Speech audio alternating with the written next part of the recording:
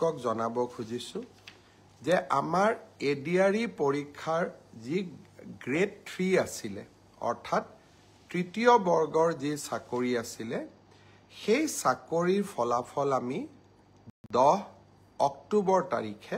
প্ৰকাশ কৰিম এডিআৰইৰ চতুৰ্থ শ্ৰেণীৰ যি পৰীক্ষা আছিলে প্ৰায়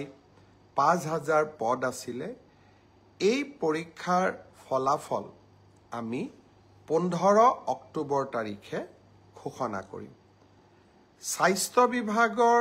বিভিন্ন পৰীক্ষাৰ ফলাফল নন টেকনিক্যাল টেকনিক্যাল স্বাস্থ্য বিভাগৰ আটাইবোৰ পৰীক্ষাৰ ফলাফল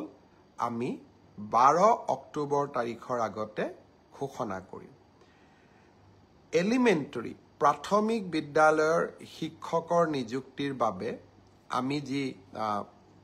পৰীক্ষা বা আমি যেটো নিযুক্তিৰ প্ৰক্ৰিয়া আৰম্ভ কৰিছো সেই পৰীক্ষাৰ ফলাফল আমি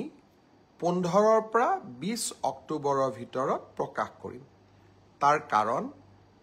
প্ৰাথমিক বিদ্যালয়ৰ শিক্ষক শিক্ষয়িত্ৰীৰ পৰীক্ষাৰ ফলাফল ঘোষণা কৰাৰ আগতে